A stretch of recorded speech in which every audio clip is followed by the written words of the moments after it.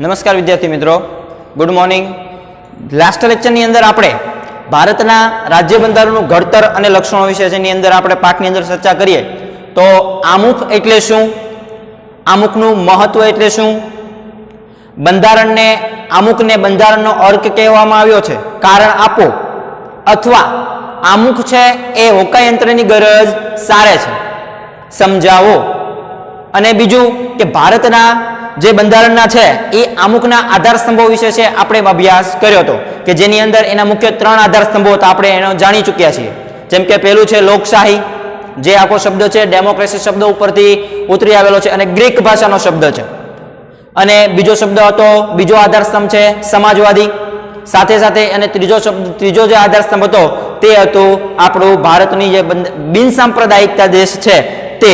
હવે આજના લેક્ચરની અંદર આપણે બંધારણના મૂળભૂત લક્ષણો વિશે છે એ અભ્યાસ કરવાનો છે, જે આ પણ એક ખાસ કરીને અગત્યનો ટોપિક છે, બંધારણના મૂળભૂત લક્ષણો। આ જે છે બંધારણના મૂળભૂત લક્ષણો એટલે કે બંધારણની ઘડતર પ્રક્રિયા થઈ તો એની અંદર કેટલું કદ છે, લેખિત દસ્તાવેજ છે કે નથી, કયા દેશોમાં લેખિત દસ્તાવેજ સ્વરૂપે બંધારણનું ઘડતર કરવામાં આવ્યું છે, તેને વિશે છે આપણે આજના લેક્ચરની અંદર છે એ અભ્યાસ કરવાનો છે। તો આપણે જાણીએ છીએ વિદ્યાર્થી મિત્રો કે 26 જાન્યુઆરી 1950 ના રોજ બંધારણનો અમલ છે ભારત દેશની અંદર છે કરવામાં આવેલો હતો। 26 નવેમ્બર 1946 ના રોજ અને એ સમય દરમિયાન 26 નવેમ્બર 1949 દરમિયાન ભારતનું બંધારણનું છે કામગીરી પૂર્ણ કરી હતી। હવે 2 વર્ષ 11 મહિના અને 18 દિવસ આ બંધારણને કાર્યકાળ પૂર્ણ કરતા આટલો સમય લાગ્યો હતો અને કુલ 166 બેઠક હતી તે પણ આપણે જાણીએ છીએ। તો એ 26 નવેમ્બર 1949 ના રોજ જ્યારે બંધારણની કામગીરી પૂર્ણ થઈ એ પછી 26 જાન્યુઆરી 1950 ના રોજ ભારત દેશની અંદર આજે બંધારણ ઘડવામાં આવ્યું હતું એનો સંપૂર્ણપણે છે એ અમલ કરવામાં આવેલો હતો। તો પ્રશ્ન અહીંયા એવો પૂછાય કે ભારતમાં બંધારણનો અમલ ક્યારે કરવામાં આવ્યો હતો? તો 26 જાન્યુઆરી 1950 ના રોજ ભારત દેશની અંદર બંધારણનો અમલ કરવામાં આવેલો હતો। સાથે સાથે આપણે એ પણ જાણીએ છીએ કે વિશ્વની અંદર વિસ્તૃત અને લેખિત દસ્તાવેજ માત્ર ભારત દેશ ધરાવે છે। વિશ્વની અંદર સૌથી વિસ્તૃત લેખિત બંધારણ છે, વિગતપૂર્ણ જેને કહેવાય, એ ભારત દેશનું બંધારણ છે એ ગણવામાં આવે છે, વિશ્વમાં મોટામાં મોટું બંધારણ છે। તો હવે આ મોટા બંધારણ રચના કરવામાં આવ્યા તો એની અંદર કેવા કેવા બાબતોનો લક્ષણોનો સમાવેશ થાય છે, જેમ કે લેખિત દસ્તાવેજ છે,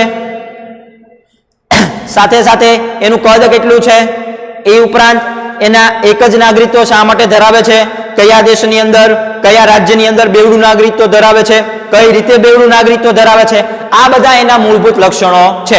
એની અંદર સૌથી પહેલા મૂળભૂત લક્ષણ કયું છે? એમાં સૌથી પહેલા એનું મૂળભૂત લક્ષણ છે લેખિત દસ્તાવેજ, લેખિત દસ્તાવેજ। હવે આપણે પાઠની શરૂઆતની અંદર જ જોયું હતું કે કોઈ પણ દેશનું શાસન ચલાવવા માટે ઘડવામાં આવેલા નિયમોના વ્યવસ્થિત સંગ્રહને જે વ્યવસ્થિત સંગ્રહ કરવામાં આવે છે તે કયો સંગ્રહ કરવામાં આવે છે? લેખિત સ્વરૂપે સંગ્રહ કરવામાં આવે છે। એટલે આ બંધારણ કેવું છે? લેખિત દસ્તાવેજ સ્વરૂપે, લેખિત ભારતનું સંવિધાન તરીકે બંધારણની જોગવાઈ અનુસાર આ બંધારણ લેખિત સ્વરૂપે છે એ વ્યવસ્થિત રીતે સંગ્રહ કરવામાં આવેલું છે। એની અંદર 2 દેશ એવા છે, કયા દેશ? બ્રિટન અને ઇઝરાયલ। બ્રિટન અને ઇઝરાયલનું, બ્રિટન અને ઇઝરાયલ દેશનું બંધારણ લેખિત સ્વરૂપે નથી। ખૂબ જ અગત્યનો ટોપિક છે કે બ્રિટન અને ઇઝરાયલ દેશનું બંધારણ લેખિત સ્વરૂપે તમને જોવા મળતું નથી, બાકીના તમામ દેશોનું બંધારણ કેવું છે? લેખિત સ્વરૂપે જોવા મળે છે। અને સૌથી નાનામાં નાનું લેખિત બંધારણ છે અમેરિકા દેશનું। આપણે જાણીએ છીએ કે વિસ્તૃત બંધારણ કયા દેશનું છે? તો આપણે જાણીએ છીએ કે વિસ્તૃત બંધારણ આપણા ભારત દેશનું છે। તો આપણે એ પણ આપણને ખ્યાલ હોવો જોઈએ કે વિસ્તૃત બંધારણ હોય એની સામે ટૂંકું બંધારણ પણ હોય. તો અમેરિકા એક દેશ એવો છે જેનું બંધારણ ટૂંકામાં ટૂંકું બંધારણ છે, અમેરિકા દેશનું છે. તો એ ટૂંકામાં ટૂંકું બંધારણ છે, તો એની સામે બ્રિટન અને ઇઝરાયલ, આ બ્રિટન અને ઇઝરાયલ દેશનું બંધારણ અત્યારે આજના સમયની અંદર પણ લેખિત સ્વરૂપે છે, એ તમને જોવા મળતું નથી. એટલે કે દેશનું શાસન ચલાવવા માટે આ બ્રિટન અને ઇઝરાયલ ની અંદર જે નિયમો ઘડવામાં આવે છે એ નિયમો તમને લેખિત સ્વરૂપે, લેખિત દસ્તાવેજ સ્વરૂપમાં મળશે નહીં. એટલે કે એ બંધારણ બ્રિટન અને ઇઝરાયલના દેશનું બંધારણ લેખિત સ્વરૂપે અત્યારે અવેલેબલ નથી. ભારતની સામાજિક, ભૌગોલિક, બહુવિધ અને પૂર્વ ઇતિહાસને ધ્યાનમાં લઈને બંધારણ સભાએ બંધારણને લેખિત સ્વરૂપનું છે એ માન્ય આપેલું છે. તો આ હતું ભારત દેશની અંદર જે બંધારણના મૂળભૂત લક્ષણોની અંદર સૌથી પહેલું બંધારણ લક્ષિત કયું છે? સૌથી પહેલું લક્ષણ એનું લેખિત દસ્તાવેજ છે. તો એની લેખિત દસ્તાવેજની અંદર આપણે કેવા ટોપિક યાદ રાખીશું? તો એની અંદર તમારે સૌથી પહેલો ટોપિક યાદ રાખવાનો આ કે બ્રિટન અને ઇઝરાયલ દેશનું બંધારણ લેખિત સ્વરૂપે તમને જોવા મળતું નથી. હવે બીજો એનું લક્ષણ છે કે બંધારણનું કદ. બંધારણનું કદ.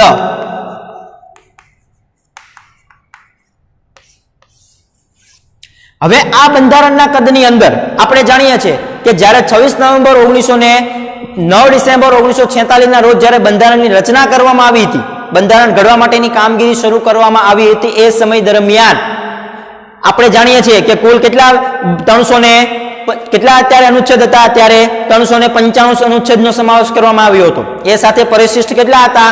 કુલ 8 પરિશિષ્ટનો સમાવેશ કરવામાં આવેલો હતો. ત્યારે જ્યારે 9 ડિસેમ્બર 1946 ના રોજ જ્યારે બંધારણની કામગીરીની શરૂઆત થઈ હતી, બંધારણ ઘડવા માટેની જે સભા ભરી હતી, એ સભા દરમિયાન, એટલે કે 1946 ની વાત છે, એ 1946 ની વાત દરમિયાન કુલ 395 છે એ અનુચ્છેદનો સમાવેશ કરવામાં આવેલો હતો. અને એ સમય દરમિયાન કુલ 8 પરિશિષ્ટો હતા. આજે કુલ બંધારણની અંદર કેટલા ભાગ છે? બંધારણની અંદર બંધારણના ભાગ કુલ 22 ભાગો છે. સાથે સાથે 395 અનુચ્છેદ અને સાથે 8 પરિશિષ્ટ હતા જ્યારે બંધારણની રચના થઈ ત્યારે. પરંતુ આજના સમયની અંદર 461 અનુચ્છેદ અને કુલ 12 પરિશિષ્ટ હાલના સમયમાં તમને જોવા મળે છે. તો આ બંધારણનું કદ હતું કે બંધારણમાં કુલ કેટલા ભાગો છે? રચના થઈ ત્યારે બંધારણની તો 22 ભાગ જોવા મળે છે. બંધારણ સમય દરમિયાન કુલ કેટલા અનુચ્છેદ હતા? તો 395 અનુચ્છેદ હતા. બંધારણ ઘડાયું ત્યારે કુલ કેટલા પરિશિષ્ટ હતા? બંધારણ ઘડાયું ત્યારે કુલ 8 પરિશિષ્ટ હતા. પરંતુ બંધારણની અંદર સુધારા વધારા કરીને આજના સમયમાં તમને 461 અનુચ્છેદ જોવા મળે છે, 12 પરિશિષ્ટ જોવા મળે છે આજના સમયની અંદર. તો આ બંધારણનું શું કરવામાં આવ્યું છે? કદ તરીકે છે એની અંદર કરવામાં, કદ તરીકે છે એ આ બંધારણના કદ તરીકે આને ઓળખવામાં આવે છે. તો એની અંદર વાત કરીએ તો આ બંધારણની અંદર કેન્દ્ર, રાજ્ય, કેન્દ્ર સરકાર અને રાજ્ય સરકારનો સમાવેશ કરવામાં આવેલો છે. હવે આ બધા જ ભાગની અંદર અલગ અલગ અનુચ્છેદો, અલગ અલગ પરિશિષ્ટની અંદર સમાવેશ કરવામાં આવેલો છે. જેમ કે પેલું પરિશિષ્ટ કયું? તો કે ભારતનું નામાકરણ. બીજું અનુચ્છેદ શું? તો કે ભારત દેશ છે એ અલગ અલગ રાજ્યની સીમા નક્કી કરી શકે, અલગ અલગ રાજ્યનું સીમાઓ ટૂંકાવી શકે છે, નામ બદલી શકે છે, એ અનુચ્છેદ 2 ની અંદર આવે. તો આવી બધી માહિતો છે એ અલગ અલગ વિગતો છે એ અનુચ્છેદની અંદર છે તમને જોવા મળે છે. તો આ ભારતના બંધારણની અંદર કુલ કેવી બાબતોનો સમાવેશ થાય? તો કે મૂળભૂત હક, ફરજો, રાજ્યનીતિના માર્ગદર્શક સિદ્ધાંતો,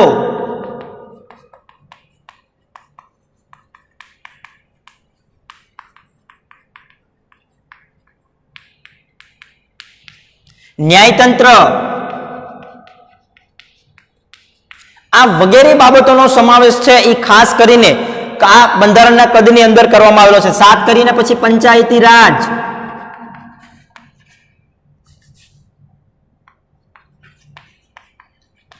ત્યાર પછી સંસ્થાનિક સ્વરાજ્ય,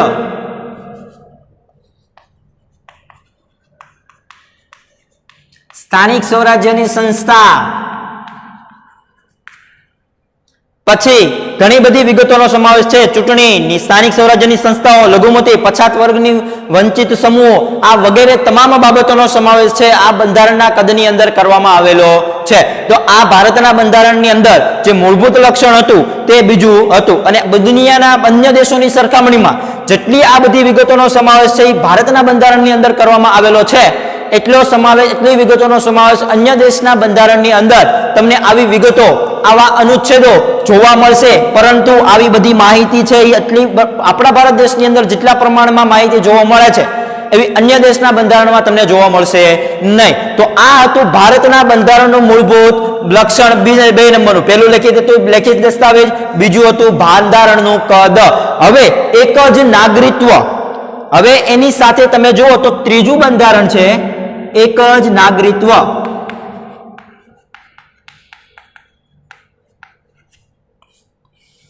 આજે એક જ નાગરિકત્વ છે, પરંતુ બીજા અન્ય કેવા દેશો એવા છે જેમ કે અમેરિકા.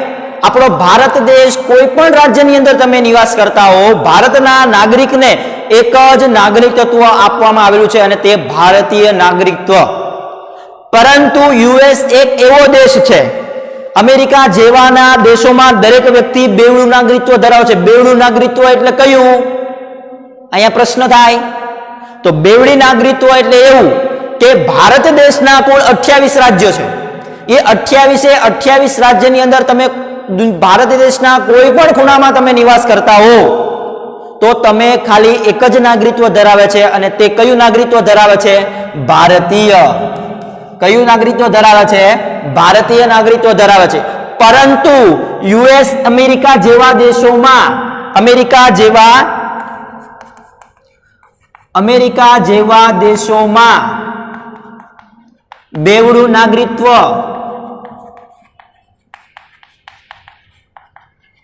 જોવા મળે છે. બેવડું નાગરિકત્વ એટલે કયું? પ્રશ્ન આપણે એ થાય કે ભારત દેશ એટલો વિશાળ દેશ છે તો શા માટે એક જ નાગરિકત્વ ધરાવે છે, અને અમેરિકા દેશ છે તે એક આ દેશ છે તો એમાં શા માટે તમને બે નાગરિકત્વ જોવા મળે છે? પ્રશ્ન આપણો યોગ્ય કહેવાય. હવે બેવડું નાગરિકત્વ કઈ રીતે ધરાવે? તો કે અમેરિકા દેશ છે એની અંદર બેવડું નાગરિકત્વ જોવા મળે. પેલું કયું? તો કે પેલું અમેરિકા દેશનું, જે દેશમાં નિવાસ કરતો હોય તે, અને બીજું અમેરિકાના કોઈ પણ રાજ્યમાં નિવાસ કરતો હોય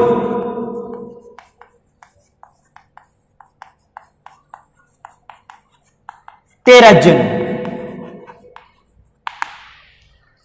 અમેરિકા બેવડું નાગરિકત્વ ધરાવે છે. પેલું કે અમેરિકા દેશનું જે કોઈ પણ રાજ્ય હોય તે, એટલે કે અમેરિકાના જેટલા રાજ્યો હોય છે એ દેશનું તો ધરાવતા જ હોય છે અમેરિકાનું, પરંતુ એ પછી અમેરિકાના કોઈ પણ રાજ્યની અંદર પોતે નિવાસ કરતો હોય તો એ અલગથી એનું નાગરિકત્વ ધરાવે છે. પરંતુ ભારત દેશની અંદર એવું અલગ રાજ્યનું બંધારણ છે, અલગ રાજ્યનું નાગરિકત્વ એને આપવામાં આવેલું નથી. હમણાં સુધારા વધારા થયા જમ્મુ કાશ્મીરની અંદર, કે જમ્મુ કાશ્મીર રાજ્ય હતું, એ જમ્મુ કાશ્મીર રાજ્ય આપણા ભારત દેશની અંદર એક રાજ્ય હોવા છતાં, ભારત દેશનું રાજ્ય હોવા છતાં એ બેવડું નાગરિકત્વ ધરાવતું હતું. કયું? તે એ પોતે જે છે એક ભારતનું હતું અને બીજું એક જમ્મુ કાશ્મીરનું હતું. પરંતુ એમાં સુધારો વધારો કરીને 2019-20 ની અંદર બંધારણની અંદર સુધારો વધારો કરીને જ્યાં ભારત દેશનું જે નાગરિકત્વ હતું એ આપણે જે જમ્મુ કાશ્મીર હતું એની જે બેવડું નાગરિકત્વ ધરાવતા, એક ભારત દેશનું ધરાવતા હતા અને બીજું એક પોતે રાજ્ય જમ્મુ કાશ્મીરમાં રહે છે. પરંતુ એમાં સુધારો વધારો કરીને જમ્મુ કાશ્મીરનું જે રાજ્ય નાગરિકત્વ ધરાવતા હતા એ રદ કરવામાં આવ્યું છે. એટલે હવે ખાલી ત્યાં જમ્મુ કાશ્મીરના લોકો પણ માત્ર ને માત્ર ભારતનું જ નાગરિકત્વ ધરાવતા હશે. તો આ હતું શું હતું? એક જ નાગરિકત્વ. હવે એની સાથે તમે જુઓ કે અમેરિકા જેવા દેશોમાં દરેક વ્યક્તિ બેવડું નાગરિકત્વ ધરાવે છે. એટલે કે એક યુનાઇટેડ સ્ટેટ ઓફ અમેરિકાનું અને બીજું તે પોતે રાજ્યમાં વસવાટ કરતી હોય તે રાજ્ય તેનું નાગરિકત્વ ધરાવે છે. જ્યારે ભારતના ગમે તે રાજ્યમાં રહેતા હો, પરંતુ આપણે એક જ નાગરિકત્વ એટલે કે ભારતીય નાગરિકત્વ ધરાવીએ છીએ. આપણે ત્યાં રાજ્યની અલગ નાગરિકતા જેવું કંઈ નથી. ભારતમાં માત્ર જમ્મુ કાશ્મીર બેવડું નાગરિકત્વ ધરાવે છે, પરંતુ મેં તમને જેમ કીધું તેમ એમાં થોડો ઘણો સુધારો વધારો કરીને બંધારણની અંદર સુધારો વધારો કરીને જે જમ્મુ કાશ્મીરનું અલગથી જે નાગરિક તત્વ ધરાવતા હતા એ નાગરિક તત્વને રદ કરવામાં આવ્યું છે અને ત્યાં માત્ર ને માત્ર ભારતીય દેશનું નાગરિક તત્વ છે એ ઘડવામાં આવેલું હતું. આ હતું એક જ નાગરિક તત્વ. હવે એની અંદર બીજું જોવા મળે છે કે મૂળભૂત કેન્દ્રવાળું સમવાય તંત્ર. ત્રીજું લક્ષણ કયું છે? ચોથું લક્ષણ મૂળભૂત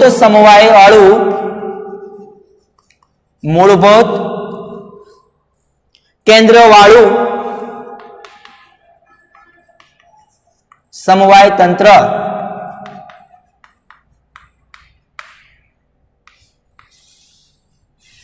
આ ભારતીય બંધારણના લક્ષણોમાંનું ચોથું લક્ષણ છે મૂળભૂત કેન્દ્રવાળું સમવાય તંત્ર.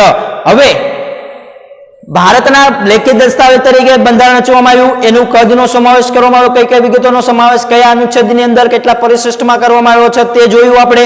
પછી એની અંદર એક જ નાગરિક તત્વ ધરાવે છે તે જોયું. હવે મૂળભૂત કેન્દ્રવાળું સમવાય તંત્ર, કેન્દ્ર અને રાજ્ય સરકારને જે અલગ અલગ કામગીરી સોંપવામાં આવી છે તેની અલગ અલગ કામગીરી સોંપવામાં આવી એનો અહીંયા ઉલ્લેખ કરવામાં આવેલો છે. એની અંદર સૌથી પહેલા જોઈએ કે ભારતમાં બંધારણમાં ક્યાંય સમવાય એટલે કે ફેડરલ શબ્દનો ઉપયોગ થયો નથી. સમવાય શબ્દનો ઉપયોગ થયો નથી. ભારતના દેશના બંધારણમાં સમવાય એટલે કે ફેડરલ શબ્દનો ઉલ્લેખ થયો નથી. આ સમવાય શબ્દનો ઉલ્લેખ કરવામાં આવ્યો નથી, પરંતુ બંધારણ ભારતને રાજ્યોનો સંઘ એટલે કે યુનાઇટેડ ઓફ સ્ટેટ તરીકે જ વર્ણવે છે. આમ ભારતીય સંઘીય રાજ્ય છે. બધા જ રાજ્યો મળીને ભારતીય સંઘીય રાજ્ય છે, એટલે કે બધા જ રાજ્યો ભેગા મળીને કેન્દ્ર અને રાજ્ય સરકારે, કેન્દ્ર સ્થળે અને રાજ્ય સ્ટેટે આ બધી જ જગ્યાએ એક સરખું છે એ નિર્ણય કરવામાં આવે છે. સરખું છે એ બધા માટે યોગ્ય ઉપયોગમાં થાય એ માટે યોગ્ય નિર્ણય કરવામાં આવેલા છે. એટલે કે ભારતીય છે એક સંઘીય રાજ્ય છે. ભારતીય સંઘીય રાજ્ય તરીકે છે એ ઓળખવામાં આવે છે. એની સાથે સાથે સંઘ શબ્દ દ્વારા ભારતમાં સંઘ અને કેન્દ્ર, આ જે સંઘ શબ્દ છે એ સંઘીય એટલે કે કેન્દ્ર અને રાજ્ય લેવલે જોવા મળે છે. ક્યાં જોવા મળે છે? સંઘ શબ્દ એટલે કે કેન્દ્ર અને રાજ્ય સ્થળે છે એ આ તમને જોવા મળતું હોય છે. સંઘની અંદર કેન્દ્ર અને રાજ્યનો બંનેનો સમાવેશ થતો હોય છે. એટલે કે ભારત દેશ કેવું છે? સંઘીય રાજ્ય તરીકે છે એ પોતે ઓળખાય છે. એની ઉપરાંત જોઈએ તો એકમ રાજ્યોને કેન્દ્રથી છૂટા પાડવાનો અધિકાર નથી, પણ સંઘ સરકારને કેટલીક વિશેષ અને ચડિયાતી સત્તા આપવામાં આવેલી છે. કારણ કે રાજ્યની ઉપર શું હોય? રાજ્યની ઉપરથી આ પોતે કેન્દ્ર હોય છે, પરંતુ આ રાજ્યને છે કેન્દ્રથી અલગ પાડવામાં આવતું નથી. રાજ્યને છે એ કેન્દ્રને છે રાજ્યથી છૂટું પાડવામાં આવતું નથી, પરંતુ આની બાબતની અંદર આ રાજ્ય સરકારને કરતા કેન્દ્ર સરકારને ચડિયાતી, જેને કહેવાય કે ચડિયાતી સરકાર છે, એ ચડિયાતી સરકાર હોવાના લીધે થઈને આ કેન્દ્રને છે રાજ્યથી ક્યારેય અલગ પાડવામાં આવતું નથી. અને એની સાથે સાથે સંઘ સરકારને કેટલીક વિશેષ અને ચડિયાતી સરકાર આપવામાં આવી છે. કેન્દ્ર સરકાર અને પ્રાદેશિક રાજ્ય સરકાર વચ્ચે સત્તાની સ્પષ્ટ વહેંચણી કરવામાં આવે છે. કેન્દ્ર સરકાર અને રાજ્ય સરકાર વચ્ચે સ્પષ્ટ વહેંચણી કરવામાં આવે છે. જેમ કે શિક્ષણ ખાતું છે એ કેન્દ્ર સરકારમાં જોવા મળે અને સાથે સાથે રાજ્ય સરકારની અંદર પણ જોવા મળે છે. એવી જ રીતે કેટલા વેરાઓ, વ્યવસાય વેરા, પાણી પુરવઠાના વેરા, મકાન વેરા, શિક્ષણ ખાતું, બરાબર, આવી તમામ વિગતોનો સમાવેશ છે. અલગ અલગ કેન્દ્ર સરકારે સત્તા અને પ્રાદેશિક સત્તાની વહેંચણી કરેલી છે. એટલા માટે કીધું કેન્દ્ર સરકાર અને પ્રાદેશિક રાજ્ય સરકાર વચ્ચે કેટલીક સ્પષ્ટ વહેંચણી કરવામાં આવેલી છે, જેની અંદર અલગ અલગ રાજ્યો છે એ પોતાના વેરાની અંદર પોતે નિર્ણય છે પોતે લઈ શકે. જેમ કે આપણે જાણીએ છીએ કે મકાન વેરો, વ્યવસાય વેરો, પાણી વેરો, આ બધા વેરા રાજ્ય સરકારના અંડરમાં આવતા હોય તો એનો નિર્ણય છે રાજ્ય સરકાર પોતે કરી શકે. પરંતુ માનો કે એક શિક્ષણ છે, આ શિક્ષણ જે વ્યવસાય છે, શિક્ષણ ખાતું છે, એ કેન્દ્ર અને રાજ્ય સરકાર બંનેમાં જોવા મળે છે. આ બંનેમાં જોવા મળે તો એની અંદર આ કેન્દ્ર અને રાજ્ય બંને સરકાર નિર્ણય લઈ શકે, પરંતુ જ્યારે પણ રાજ્ય સરકાર પોતાના રાજ્ય મુજબ નિર્ણય લે તો એની અંદર હંમેશા કાયદો કોનો લાગુ પડે? કેન્દ્ર સરકારનો લાગુ પડે. પછી જે કેન્દ્ર આદેશ આપે એ આદેશનું પાલન રાજ્ય સરકાર આ શિક્ષણ વિભાગની અંદર, શિક્ષણ વેરાની અંદર પોતે એ નિર્ણયનો અમલ કરે છે. એટલા માટે કીધું કે રાજ્ય સરકાર કરતા કેન્દ્ર સરકાર હંમેશા કેવી હોય છે? ચડિયાતી તમને જોવા મળે છે. અને એના માટે કેન્દ્ર સરકાર અને પ્રાદેશિક સરકારને સ્પષ્ટ રીતે વહેંચણી કરવામાં આવેલી છે. કેન્દ્ર અને રાજ્ય વચ્ચે વિભાજન થકી બંધારણના આવેલી સત્તાઓ ભોગવે છે. સમવાય તંત્રમાં તટસ્થ, નિષ્પક્ષ અને સ્વતંત્ર ન્યાયતંત્ર છે. આ ન્યાયતંત્ર તમે જો આપણે જોઈએ છીએ કે આ ન્યાયતંત્રની બાબતમાં એક સરખો નિર્ણય લેવામાં આવે છે. એ ગમે કે ઉચ્ચ કક્ષાનો માણસ હોય તો પણ ભલે અને નિમ્ન કક્ષાનો હોય તો પણ નિષ્પક્ષ, એટલે એક કોઈ પણ પક્ષ તરફ નિર્ણય પોતે લઈ શકે નહીં. જે સાચું હશે, જે ન્યાય થતો હશે એ ન્યાય છે એ તમને આપવામાં આવશે. એટલે કે નિષ્પક્ષ ન્યાયતંત્ર આપણા ભારત બંધારણની અંદર જોવા મળે છે.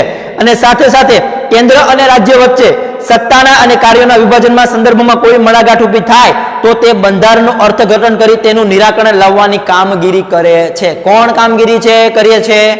કામગીરી હું કે તમે કામગીરી કરતા નથી, પરંતુ ન્યાયતંત્ર. જ્યારે પણ કેન્દ્ર અને રાજ્ય સરકાર વચ્ચે સત્તા સોંપણીની કામગીરી કરવામાં આવે અને એ સત્તા સોંપણીની કામગીરીમાં જ્યારે કોઈ પણ મુદ્દા ઉપર અર્થઘટન થાય, કોઈ મુદ્દો સમજી શકે નહીં, કેન્દ્રમાં મૂકવો કે રાજ્યમાં મૂકવો, એ જ્યારે સ્પષ્ટ રીતે એનું અર્થઘટન કરવામાં ન આવે, સમજવામાં ન આવે, એ મડાગાંઠનો ઉલ્લેખ કરવા માટે આપણે આ ન્યાયતંત્ર છે એ આપણા માટે ઉપયોગી બને છે. એટલે કે બંધારણનું અર્થઘટન કરવામાં જે નિર્ણય લેવામાં આવે છે, જે નિરાકરણ લાવવામાં આવે છે કે કેન્દ્ર સરકારને સોંપવો કે રાજ્ય સરકારને સોંપવું, એ નિરાકરણ જે ન્યાયતંત્ર નિર્ણય આપે એ નિરાકરણ લાવવામાં ન્યાયતંત્ર હંમેશા ઉપયોગી બને છે. તો આ હતું મૂળભૂત કેન્દ્ર વાળું સમવાય તંત્ર. ભારતે કેન્દ્ર અને રાજ્ય વચ્ચે સત્તાનું સ્પષ્ટ અને વિશદ વિભાજન કર્યું છે, જેમાં 3 યાદીનો સમાવેશ કરવામાં આવેલો છે. આ જે સમવાય તંત્રની જે રચના કરવામાં આવી છે એની અંદર કેન્દ્ર સરકારની સંઘ યાદી, બીજી રાજ્ય સ્તરની યાદી અને સાથે સાથે સંયુક્ત યાદીનો સમાવેશ કરવામાં આવેલો છે. તો એમાં સૌથી પહેલા આપણે જોઈએ કેન્દ્ર સરકારની યાદી, સંઘ યાદી. ટેક્સ્ટબુક મુજબ 97 વિષયો, 97 વિષયોનો સમાવેશ આ સંઘ યાદીની અંદર કરવામાં આવેલો છે. તો સૌથી પહેલો પ્રશ્ન અગત્યનો બને અહીંયા, કેન્દ્ર સરકાર અથવા સંઘ યાદીમાં કુલ કેટલા વિષયોનો સમાવેશ કરવામાં આવેલો છે? તો કુલ 97 જેટલા વિષયોનો સમાવેશ કરવામાં આવેલો છે. તો આ જે વિષયો છે, હવે આ સંઘ સરકાર એટલે કે સંઘ યાદીની અંદર કેવા કેવા વિષયોનો સમાવેશ કરવામાં આવેલો છે? તો એની અંદર કાયદા ઘડવાની સત્તા સંસદને છે. કેન્દ્ર સરકાર એટલે કે કાયદા ઘડવાની સત્તા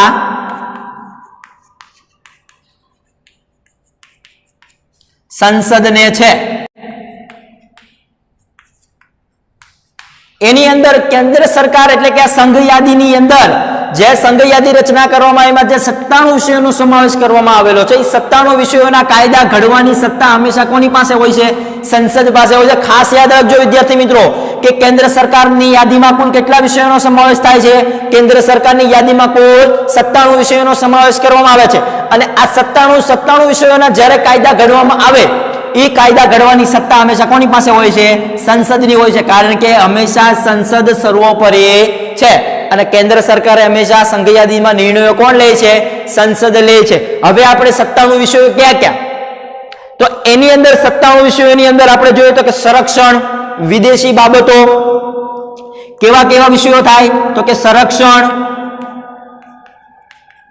વિદેશી બાબતો, શિક્ષણ, રેલવે, તાર, વીમો, નાણાં, વીમો, તાર ટપાલ વગેરે જેવા આ કુલ 97 વિષયોનો સમાવેશ છે એ આ સંઘ સરકારની યાદીમાં કરવામાં આવેલો છે. હવે આ સંરક્ષણ, વીમો, વિદેશી બાબતો, શિક્ષણ, રેલવે, નાણો, વીમા, તાર ટપાલ વગેરે બાબતના જે પણ કાયદા ઘડવામાં આવે એ કાયદા હંમેશા ઘડવાની સત્તા કોના હસ્તક હોય છે? સંસદ હસ્તક હોય છે. તો આ કેન્દ્ર સરકારની યાદીમાં કુલ આપણે કેટલા બે પ્રશ્ન યાદ રાખીશું. કેન્દ્ર સરકારની યાદીમાં કુલ કેટલા વિષયોનો સમાવેશ થાય? 97 વિષયોનો સમાવેશ થાય છે. સાથે સાથે સંઘ યાદીના કાયદા ઘડવાની સત્તા કોને હોય છે? અથવા પ્રશ્ન એવો પૂછાય કે કેન્દ્રમાં કાયદા ઘડવાની સત્તા કોના હસ્તક હોય છે? તો આપણે જાણીએ છીએ કે કાયદા ઘડવાની સત્તા હંમેશા સંસદના હાથમાં હોય છે. તો આ હતી આપણી કેન્દ્ર સંઘની યાદી. હવે સાથે એક બીજી યાદી આવે છે. આપણે જોઈએ છીએ કે એની સાથે રાજ્યોની યાદી. કોની યાદી આવે છે? રાજ્યોની યાદી. આ રાજ્યની યાદી છે એની અંદર કઈ વિગતોનો સમાવેશ કરવામાં? જેમ કે આપણે જાણીએ છીએ કે કાયદા ઘડવાની સત્તા કેન્દ્રમાં કોને હસ્તક હોય છે? સંસદ હસ્તક હોય છે. તો અહીંયા પણ એવું જ બને કે કાયદા ઘડવાની સત્તા કોના હસ્તક હોય છે? રાજ્ય હસ્તક હોય છે. હવે આ રાજ્ય હસ્તક હોય છે કાયદા ઘડવાની સત્તા. કાયદા ઘડવાની સત્તા રાજ્ય હસ્તક હોય છે. ખાસ યાદ રાખજો કે એની અંદર જોઈએ તો કે જેની અંદર કુલ 66 વિષયોનો સમાવેશ કરવામાં આવેલો છે. કેટલા વિષયોનો? 66 વિષયોનો સમાવેશ થયો. ત્રણ યાદીના કેટલા વિષયોનો સમાવેશ કરવામાં આવ્યો એ આપણે ખાસ યાદ રાખીશું. અને એની અંદર કાયદો ઘડવાની સત્તા કોની છે એની સાથે આપણે એ પણ પ્રશ્નનો જવાબ યાદ રાખીશું. જેમ કે અહીંયા આપણે કેન્દ્રમાં જોયું 97 વિષયો છે તો 97 વિષયોના સમાવેશને કાયદા ઘડવાની સત્તા સંસદના હસ્તક છે. રાજ્યની યાદીમાં કુલ 66 વિષયોનો સમાવેશ થાય છે. એ 66 વિષયોના કાયદા ઘડવાની સત્તા કોના હસ્તક હોય છે? રાજ્ય હસ્તક હોય છે. જેમાં કાયદો ઘડવાની સંપૂર્ણ સત્તા ધારાસભા એટલે કે વિધાનસભાના ગૃહોને ધરાવે છે. કાયદો અને વ્યવસ્થા કેવી કેવી બાબતોનો સમાવેશ થાય હવે એ આપણે જોઈએ કે કાયદો અને વ્યવસ્થા. કાયદો અને વ્યવસ્થા, શિક્ષણ ખાતું, રાજ્ય સરકાર અને કેન્દ્ર સરકાર બંનેમાં તમારે શિક્ષણ ખાતાનો સમાવેશ થશે. સાથે સાથે સ્થાનિક સ્વરાજ્યની સંસ્થા, કૃષિ સિંચાઈ, આરોગ્ય, સ્થાનિક સ્વરાજ્યની સંસ્થા,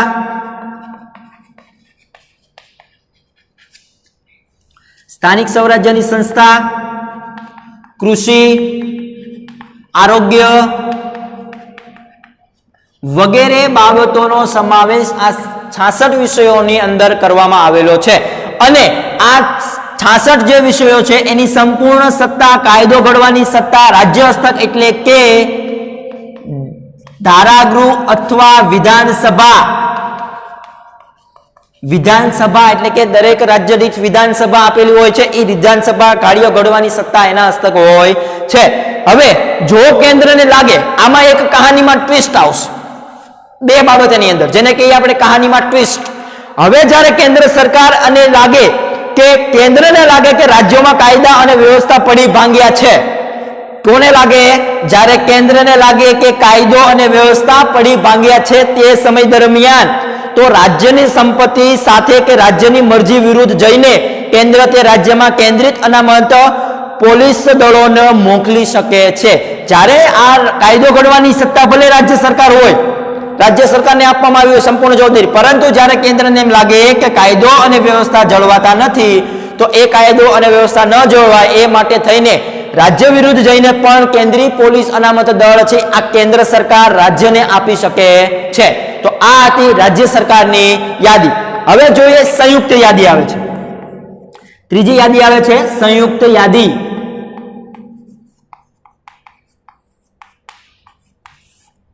આ સંયુક્ત યાદીની અંદર આપણે જોઈએ તો કુલ 47 જેટલા વિષયોનો સમાવેશ કરવામાં આવેલો છે. કેટલા વિષયોનો?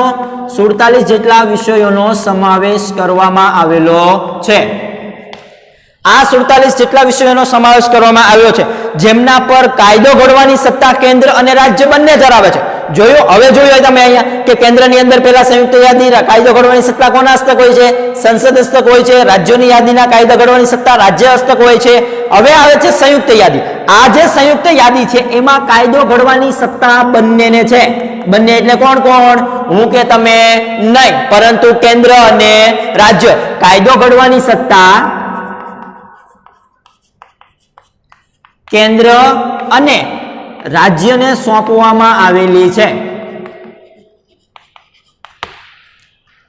આ જે કેન્દ્ર કાયદો ઘડવાની સત્તા જે આપવામાં આવેલી છે એની અંદર આપણે વાત કરીએ બંને ઘડી શકે, પરંતુ જ્યારે રાજ્યોના કાયદામાં વિવાદ કે સંઘર્ષ ઉભો થાય ત્યારે કેન્દ્રનો કાયદો અસ્તિત્વમાં આવે છે અને સર્વોપરી બને છે. શા માટે?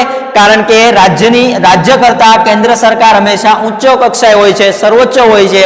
એટલા માટે કાયદો ઘડવામાં જ્યારે કેન્દ્ર અને રાજ્ય બંને નિર્ણય લે છે, આ જ્યારે નિર્ણય લે રાજ્ય એ સમય દરમિયાન એમાં જો સંઘર્ષ પેદા થાય ત્યારે સંઘર્ષ પેદા થાય એ સમય દરમિયાન હંમેશા કેન્દ્ર સરકારનો કાયદો છે એ યાદી લાગુ પાડવામાં આવશે.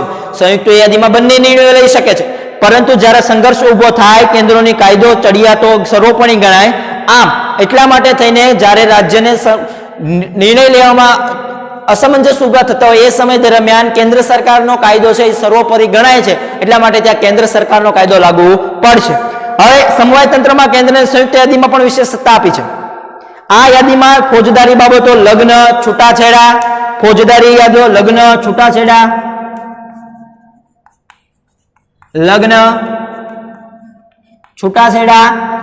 જેવા બાબતોનો સમાવેશ છે એ આ સંયુક્ત યાદીની અંદર કરવામાં આવેલો છે. ભરણ પોષણ, શિક્ષણ, આર્થિક આયોજન વગેરેનો સમાવેશ પણ છે એ આ સંયુક્ત યાદીની અંદર કરવામાં આવેલો હતો. તો આજના લેક્ચરની અંદર આપણે ભારતના બંધારણના મૂળભૂત લક્ષણો હતા તેની વિશે છે આજે આપણે અભ્યાસ કર્યો છે. હવે નેક્સ્ટ લેક્ચરની અંદર આ ત્રણે યાદીની અંદર જેનો સમાવેશ કરવામાં આવેલો નથી એનો એક વિશેષ એક શેષ સત્તાઓ તરીકે એનો સમાવેશ કરવામાં આવેલો છે. તો એની પછી શેષ સત્તાઓમાં કઈ કઈ બાબતોનો સમાવેશ થાય છે તેની વિશે આપણે નેક્સ્ટ લેક્ચરની અંદર નેક્સ્ટ વિડીયોની અંદર આપણે અભ્યાસ કરીશું. આજના લેક્ચર પૂરતું આપણે અહીંયા રાખીએ છીએ. નમસ્કાર.